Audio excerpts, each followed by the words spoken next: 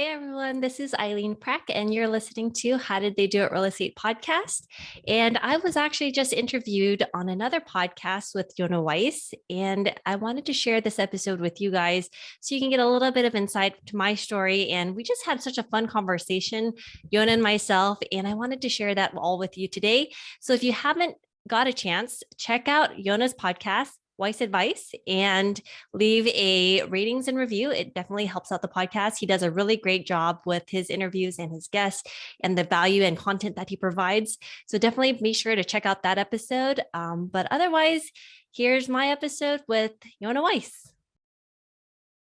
Welcome back to another wonderful episode of Weiss Advice. I'm your host, Yonah Weiss. And I do say it's a wonderful episode because every episode is wonderful. Then again, I'm a little biased here, but it really has to do with the guests. You know, they say it all has to do, the podcast has to do with the host. No, it really has a lot to do with the guest. That's my opinion. Today, we got a very, very special guest, Aileen Prak, all the way from California. I didn't know there were too many people living there anymore, but you guys stuck around. You're sticking it out. Great to have you on the show. How you doing? I'm doing great. Thank you, Yonah. And I will say we're sticking around because we got super nice weather today. You can be outside wearing short sleeves, have a nice walk. That's true. Yeah, I lived many years in California, but don't regret leaving. That's for sure. But I know here all people are leaving right now. Anyways, enough about that. Love to give you guys a little background. Love to hear from you, Aileen, as well. But you and your husband are real estate investors. You have founded a multifamily syndication company called Bonavest Capital, and are the hosts of a daily podcast called How Did They Do It? ? Real estate. And it really goes in. And what I'm impressed with the most is how you can continue with the daily episodes. That's it's pretty impressive. Oh, thank you so much. It takes a lot of time, but it's been well worth it. We love the people that we're meeting. We've been learning so much. And so what they say, consistency is key. And it's just been a fantastic journey so far. Absolutely. I mean, is one of the reasons why you started the podcast, just so you could learn? I mean, really, that's why people listen to them. But what a lot of people don't know is that's why us hosts start the podcast in the first place, because we can interview really smart, really successful people and then learn and grow much faster that way. Yeah, absolutely. Like you mentioned, listening to podcasts was one of the best ways that we had learned and how we grew, and we started understanding real estate some more. And so we're like, podcast is so fantastic. And just our nature and my nature in general, I'm just very curious about how people do things, different ways that they've been able to invest, look at real estate. And so the podcast was selfishly a way that I could sit in a room for 30 minutes and ask them any question that I wanted on how they've been able to build their business, how they've been able to scale, and really get in, a little bit deeper into these conversations with my guests who have such great experience. And it's just been so humbling and like so honored to have been able to have all these types of guests on the show, yourself included. Yeah, it's pretty impressive. I want to get back to that in a second because I love the idea of podcasts, and I love talking to other podcast hosts and kind of getting different tips and things you've learned from that. But before we do that, I'd love to give a little background. I mean, you haven't always been a real estate investor. Is that right? Yep. I believe it's a relatively recent thing that you guys have come about. What were you doing before real estate? And how did you get into it? Really, that was a two-part question. So we're still in our W-2 jobs. So we're still working full time. We're also parents of 2 young children. And so in our W-2s, what I was doing particularly, finance. And so I work in aerospace, look at budgeting spreadsheets all day, do forecasting, risk and opportunity analysis, managing reserves. And, that's something that we've been taught. Like what I've been taught is like, go to school, get good grades, get a good job. And so that's what I did. And then really after having my kids, and then my first child, my first son, it was the mindset shift started to come about a little bit more. It's like, well, I want to create passive income. I want to be able to spend more time with him, and how can I do that? Mhm. And so it Right. was really, that's how I started on the path of looking for different ways to generate passive income so that I have a choice later on and that I'm able to spend that time with him, so that now our money is working for us and we're not having to work for our money.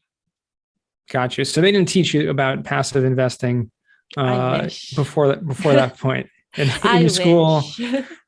Nothing like that. Yeah, I just saw like someone put on social media today about how 90% of we teach algebra and math and all these things and calculus in school, and 90% plus of kids have no idea about finances and how to actually use math in the right way in the real world. Right. And finances is something that we all deal with in math every single day. We're dealing with money. We're dealing with buying things, selling, whatever it is, investing. Nobody, people don't learn that in school. Unfortunately, we've got to kind of change the system a little bit. But yeah, I mean, you're involved in finance. Like that's what you were doing in your career. Yeah. But thing is, when we're going to school and what we're taught is learn how to work hard to make money. Like, let's trade our time for money. Like, I learned how to put in a lot of hours, a lot of effort into making money. I never understood the concept of having my money work for me. And like, that's how the wealthy people do it. They make money while they sleep. Yeah. It's incredible, right? It blows your mind when you think about it. But, and you were working, are you still working at NASA? Are you allowed to talk about that? I prefer if we don't. Okay. Don't. Yeah. Okay, great. But what I mean to say is that you've been involved in the finances, you've been involved in different things like that. Is that something that you've been able to pull some of those skills into your real estate investing? Yeah, absolutely. Because being in finance, we're always looking at numbers. We're always looking for risks and opportunities out there and trying to do forecasting and projections. And those skill sets really translate into what I do now, which is the multifamily syndications. And so it's looking at spreadsheets, looking at how, the business plan, whether or not that's feasible, and then looking at the risks out there and how can we minimize those risks and how do we put those appropriate tools and systems and reserves in place so that we can be as conservative as possible, so that we can weather any storm if something happens, the unforeseen happens. Yeah, it's really hard to tell that. I mean, risk in a financial world is a little bit different than the risk, but I guess those things play over into the same arena, right? You're looking at spreadsheets, same ideas, right? Underwriting, financial models, things like that.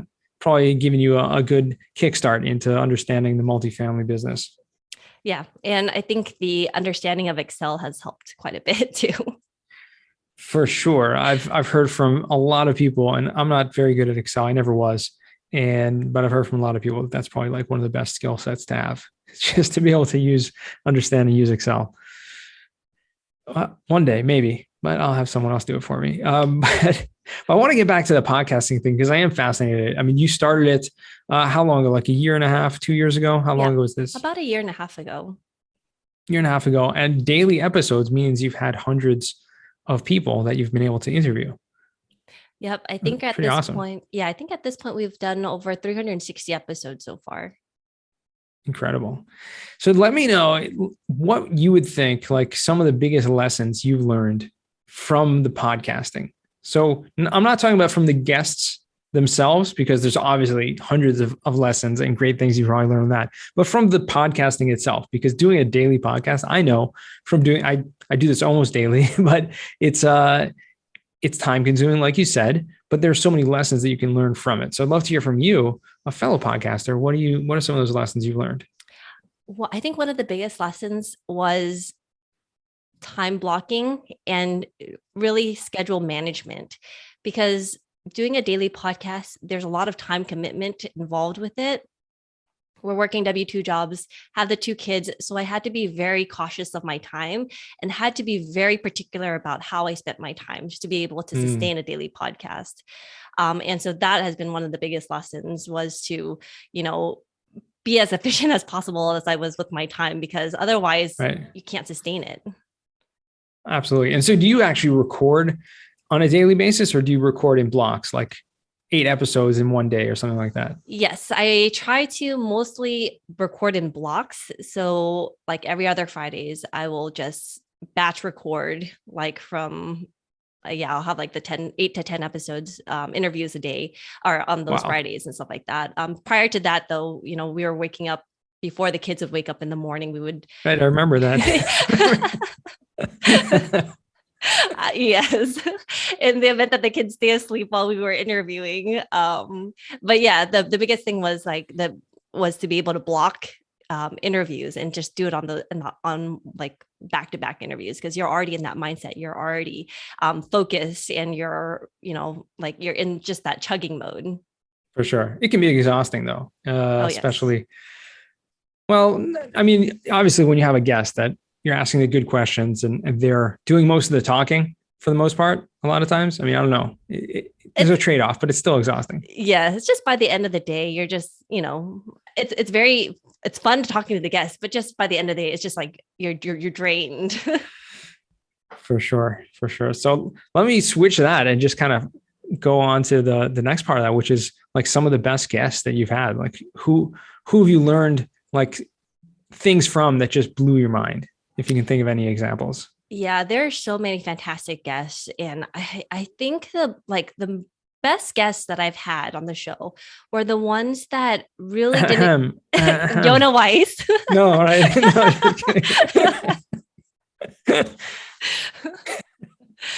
just kidding. Go ahead. But some of the best guests I've had was the ones that had a backstory where they came from not much and they didn't have the financial education, but they've been able, through persistence, hard work, mindset shifts, they've been able to build such large portfolios. They've been able to create massive success for themselves. And I think the biggest thing was the mindset shift for them that I found to be really interesting, because, you know, prior to getting to this, they were in low points. And then when they made that mindset shift, it was like, that's when everything took off. That's when they were able to grow. And, you know, we never put as much emphasis on the mindset sometimes, but I really like, as talking to all these different guests, the mindset is where it really starts off from. And that's how we are able to grow and thrive. For sure. Especially when you see like a living example of that. Obviously, we've all read these inspirational books and we all know that has all to do with, you know, the mindset and Think and Grow Rich and all these things, right? But to see someone who has taken that and lives by it and has literally changed their life around from it, it's much more powerful, right? When you actually get that living example. So I love that. I love that example you're giving. Wow. And it's something that you guys obviously have done as well to a certain extent, because waking up one day and being like, okay, we need to invest in our future and, you know, get out of the rat race, so to speak, and build our financial freedom so that we can leave our W-2 jobs at a certain point and go and enjoy our life, right? Not just working, not just trading the time for money, but having the money work for yourself, like you said. Yeah. And, you know, like the same thing from my family too, because my parents immigrated to the United States. They came here with nothing, not an understanding of the English language. And they really had nothing because they came from a country that had just undergone war and everything. And so it was really hard for them. And so they've been able to build up such a great lifestyle for themselves from the bottom up. And so for us being born in this country, having those opportunities given to us, you know, it's almost in a sense, I feel like our duty to do much better and to like make them proud of what we're able to do and accomplish, because they've been able to be this successful starting from nothing. And we've been given such a huge head start that we should be able to accomplish more, bigger and better things, so that they're able to look and see and be like, this is why we came to this country, to give our children much more better opportunities than us. Absolutely. And that's the amazing thing about the United States. I mean, at least it is so far. I mean, see what happens. Things, a lot of changing political environment, but the opportunity, I mean, that's what people call it, the land of opportunity. And I think it's a land of immigrants, you know, coming and really having that success story of turning their lives around. I mean, I know my grandparents all immigrated to the United States also, except for one. So it's like, you know, it's things that they're coming from places where there was war and places where there was, you know, having troublesome lives in different countries, not knowing the language, and then just showing up here and being like, okay, well, let's do it. Yes. turn our lives around. Well, tell me a little bit about switching gears a little, going into the real estate thing. You guys are involved in multifamily syndications, right? We've talked about that a lot on the podcast. So I don't need you to go into like anything like that. But you personally, like, what are you finding in that? Which like markets or which areas do you find you're pulled towards? Because obviously you're leaving California. I assume you're not investing in California. That's a good assumption. But yes, we aren't investing in California. What we like are the Sunbelt states. We're looking for markets that, people are moving into, like Arizona, the Carolinas, Texas, Florida. Those states are what we're really interested in. Those types of markets are where we're seeing a lot of population growth, a lot of job growth, a lot more opportunities coming in. So those are the areas where we're focusing on right now. Gotcha. Very interesting. I mean, I think that's where like everyone is. Do you find there's like tremendous amount of competition going into those markets? Well, I think within multifamily in general, there's been a lot more of competition, a lot of people coming in, especially with the technology out there, with the amount of information that is getting pumped into the general public now. A lot more people are finding out that, real estate syndications exist, that you're able to get into real estate. And so that just creates a lot more demand, a lot more people who are more aware of it, which is fantastic. But then, finding the deals gets a little bit more tough, a little bit more challenging. The market, as we've seen, has started to increase significantly. So finding the really great deals has become a little bit more difficult as the cap rates are starting to compress. Right. Absolutely. It's becoming very difficult. So do you see like any like sunlight on the horizon, like in doing that? Or are you just going to keep plugging away, keep doing the same thing? Or are you thinking about any alternatives? Yeah, no, we still believe in the model of the multifamily syndications, because people are always going to need a place to live. And what's great about this model is that you're not really banking on like appreciation, or it's not like you said, you know about multifamily syndications. You know that the model is based off of business. You have control of how you create the value and the price of the business itself. So that's what we like about this model, is because you have that control over it. You're able to force appreciation. You're able to create a business plan to be able to maximize profits. So we are still continuing to be invested in multifamily, and also self-storage as well as another asset class that we really like too. And we see it because, with inflation right now, we know that it's continued to go up. So we're looking for places where we can invest our money so that we're not losing it to inflation. So if we're able to make, decent returns off a stable asset class, that's where we're going to go. And we know multifamily, and that's where we're focusing on primarily. Absolutely. Yeah. And it makes sense. Obviously the business model is there. Like you said, you're able to force appreciation. Self-storage and multifamily traditionally have been very stable and growing asset classes. And like you said, inflation is crazy. I mean, we just saw this week coming out like 7.5% inflation. It's ridiculous. People don't even think about that. If anyone's listening to this and they're like, don't know what that means that money that you had, right, that you have in your savings account is worth 7.5% less than it was a year ago, which is ridiculous if you think about it. So inflation historically has been 2 to 3% year over year, which means you always have to be investing something in order to make sure that your money is not just devaluating. But now more than ever, we have to figure out ways to put our money to work. It's crazy. I think we need to make like a revolution to teach people about this, because it's otherwise people are just losing money just by the fact that they're having it in the savings account. Yeah, no, I know. Or their 401k or whatever you want to, wherever it is. Yes. And some people even argue now that, the publicized inflation rate is 7%, but what's actually going behind the scenes, it's more like 14, 15%. Wow. Okay. What does that mean? Which means what means that if you're leaving your money in the bank, you're losing money every day. And so you're just looking for ways to hedge against that inflation, because right now, in the past, our parents, our grandparents had all taught us to save, because the banks were paying us a good return on putting the monies in the banks. And and you were getting a good, decent return on it. But now the environment has shifted and you're leaving the money in the bank. You're losing it every single day, whether it's 7%, 15% or whatever like that, but it's a significant amount that you're losing. So your value, your purchasing power, your dollar in the bank is not going to be worth as much today as it is, or tomorrow as it is today.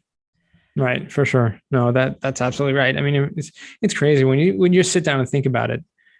It's crazy like how much money you're losing on a daily basis. Well, if you don't have any money, you're not losing anything. But for those of us for those of you out there listening that do, make sure you're investing it with good people. Going back to the podcast, because it's just, to me, it's fascinating, the daily podcast thing. And you've probably interviewed a ton of amazing people. If you can think of like someone who's listening to this podcast and they're like, wow, I love listening to podcasts, especially about real estate. You're very inquisitive, right? You're very curious. You ask really good questions. I mean, I've listened to a lot of episodes, not just my own episode, but like it takes a lot of like time and research. I mean, do you actually spend time researching the guests, or you just kind of or come up with the questions beforehand, or you just do what I do and just wing it? So it's a combination of both, I would say. So a lot of it, like the guests that have come on, they've been introduced through referrals from other people, other guests who have been on the show. So Gotcha. you kind of have a background and understanding of where they're coming from, what their focus is on.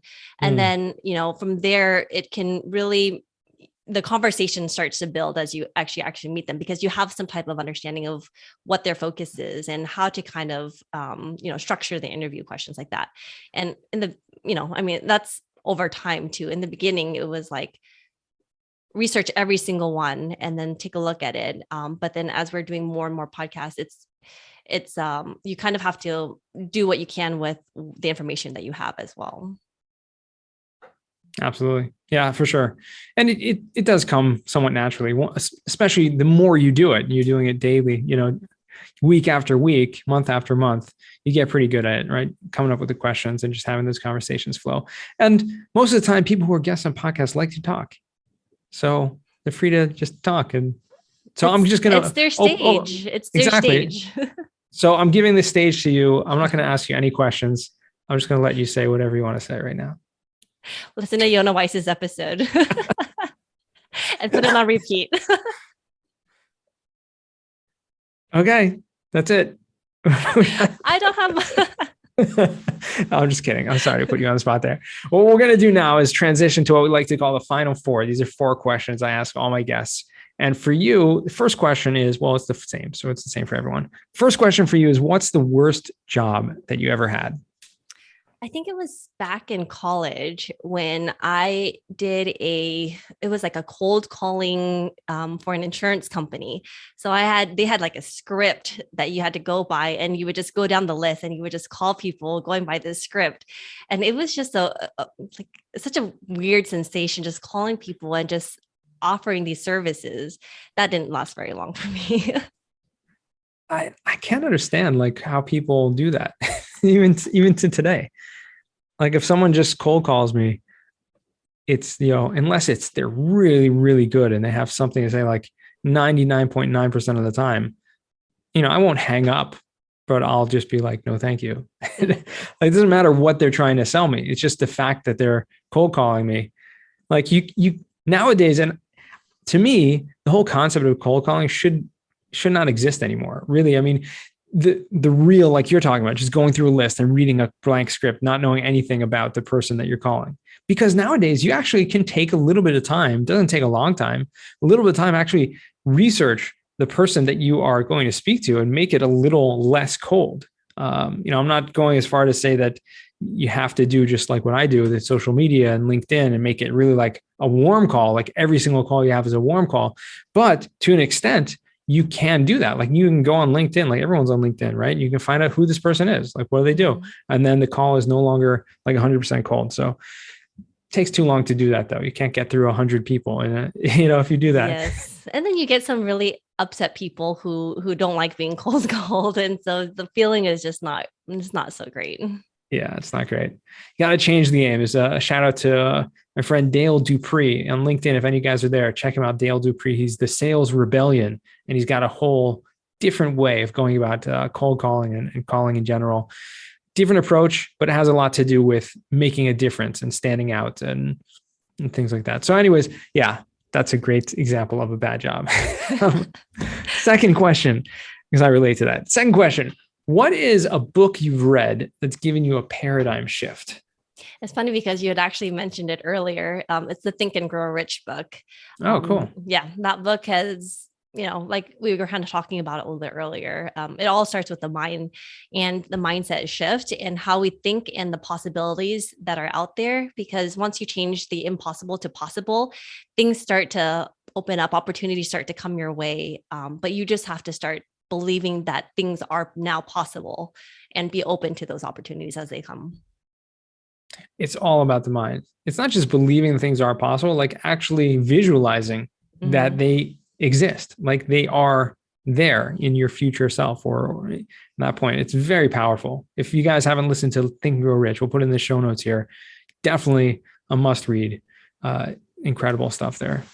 So third question, what's a skill or talent that you'd like to learn? This could be anything. I think it goes back to also why the podcasting was such a great platform too, because I'd always seen people who have such great presence and has such great speaking skills. And so I'm like, I want to learn how to be a great speaker. And so with the podcast, I'm not the best by any means, but I've noticeably seen my speaking skills and communication skills significantly improve since I've done the podcast. For sure. For sure. It's incredible. And especially if you listen back to yourself afterwards, I'm like, how many times did I say, like, I know, pause, this, that? When you start speaking and thinking it out, you're able to actually become much better at that. And I think that's one of the best advice I ever got as a public speaker. Someone who was a public speaker gave me was, don't rush to speak. Like, think every word through and speak more clearly. And that way you don't have to just go into your normal self. When you're having conversations, oftentimes we're just, saying, this, that. Everyone has like filler words, but the filler words is the biggest killer to podcasting to me. Yeah. But it's like being aware, right? As you're doing the podcasting, you're listening to it. You're like, oh, those are the things that I can improve and I can change and alter, and I can just work on getting better and better at. And so it's just being aware of the things that you say and how you say them, and, and then just practice. Absolutely. And I think you become a much better listener also, not just a better speaker. Oh, yes. Active listening, definitely.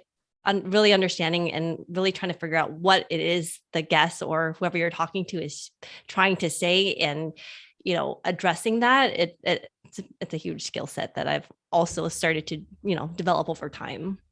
It's great. I love it. I've definitely become a much better listener through the podcasting. So that's all worth it right there. So fourth and final question, Aileen, what does success mean to you?